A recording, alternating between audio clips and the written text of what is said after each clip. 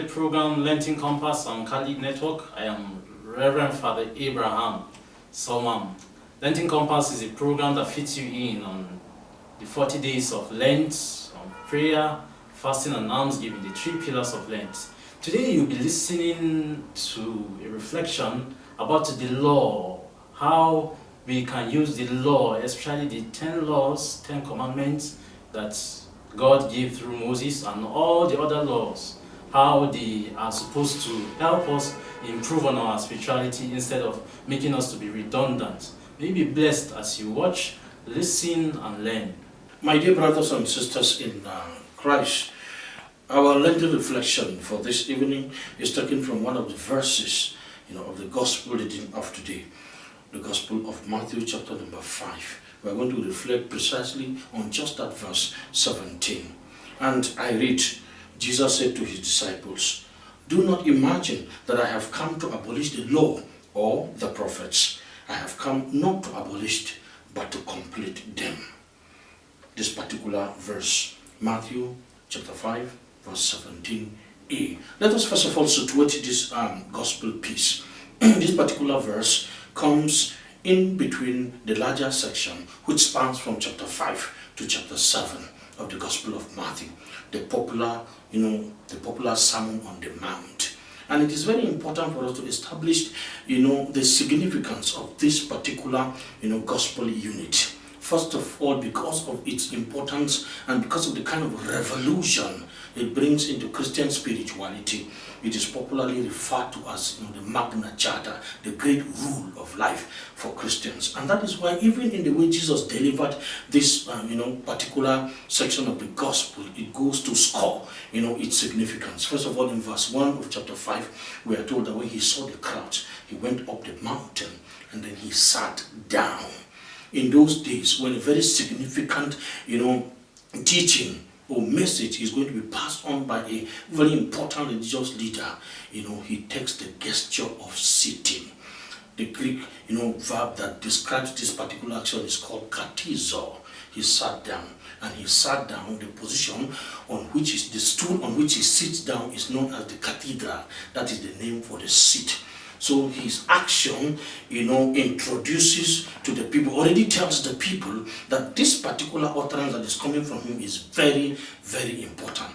Because the action of sitting down signifies authority and the assumption of authority. So we can in effect say that the Gospel of Matthew from chapter 5 to chapter 7 is a very important piece in Christian spirituality and teaching, because it brings about a revolution.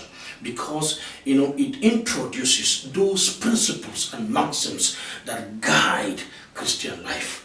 Now, in verse 17, which belongs to this particular section, Jesus Christ, in this one verse, highlights to us, the relevance of the past in our little effort to build a fruitful future, in our little effort to make a meaningful future. Do not imagine that I have come to abolish the law and the prophets. The law represents the past.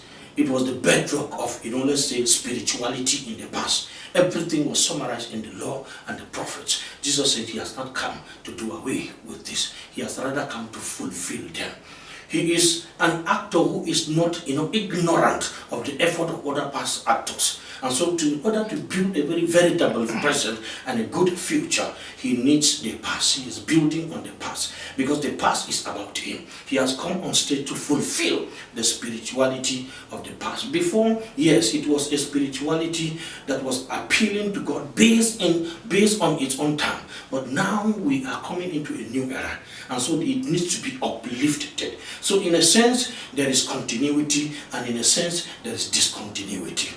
Continuity in the sense that he will still make reference to the past. Discontinuity in the sense that new elements and spirituality that will complete the past is coming into being. Now, what is the relevance of this, method of teaching, or what is the relevance of his message to us? My dear brothers and sisters, viewers who are watching this program, you know very well that even in our world today, we discover that human development has always been, a movement, an improvement from the past.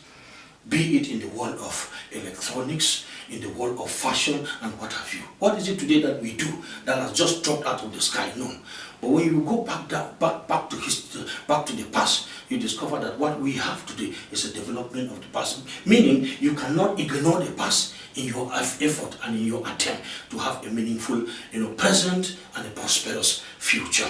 Let's give just one example. Today we have the CD. But when you look at the CD, it's an improvement of what we had in the past. Before, the plays were very big. I've forgotten the machine that we call it then. But today it is harnessed, it is remodeled, and you just have a very small, plate that is there. It is an improvement of the technology of the past. Go into the world of fashion, you discover that most of what we have today are just an improvement and a development of the past. That is the point we're trying to make. That in our attempt to build a meaningful present and a prosperous future, we have to look past. In other words, we have to look at the past in order to look forward and in order to build forward. This is the period of Lent. This is the principle at work, my dear brothers and sisters in Christ. If we must understand the present and if we must build a prosperous future, most especially in this year 2018, we must look back. And that is what Lent does to us. That is the challenge Lent presents to us. That as a people, we look back. We look at those areas where we have failed God. We look at those areas where we have not really done well. And then we make concrete resolutions, concerning those areas, so that we can understand our present and then build our future. We are coming from the year 2017.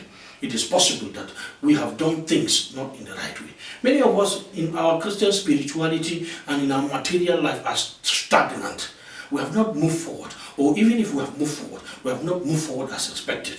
And what is the reason? Most of the times, or sometimes, part of the reason is that as we journey through life, we forget our past. Our past is not there to pin us down. No. Our past is supposed to be used as a platform so that we can what? We can build a meaningful present and a prosperous future.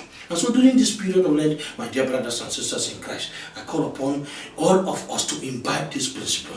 Look at 2017. Look at the past. What is it that you have done well? Make a resolution to improve on it. Let's look at the past. Where have we really failed in our spiritual life? What are those sins that have held us captive? That have not allowed us to move at the speed that we are supposed to move. Let us make a concrete resolution on them. Because, as we say, those who are ignorant of history, they are bound to repeat its own mistake. Don't forget about your past. Use the past as a platform. Use the past as a leverage. Use your mistakes in order to build your present and your future. God is interested in the future that you have. He's interested in what can come more out of you than what has happened. But what has happened serves as a guide for you. I pray and wish you a very fruitful Lenten season. May God's name be praised. Good to have you still there. I am sure that you have learned a lot from the reflection that you have just heard. How we, during this period of Lent, we are expected to use the present to look at the past in order to reshape our spiritual life in the future. Thank you very much for watching. If you have any questions that you want to ask concerning the program, or you want to sponsor the program, you can call any of the numbers that you see scrolling on the screen, or you can also reach us through the email address that you see on the screen.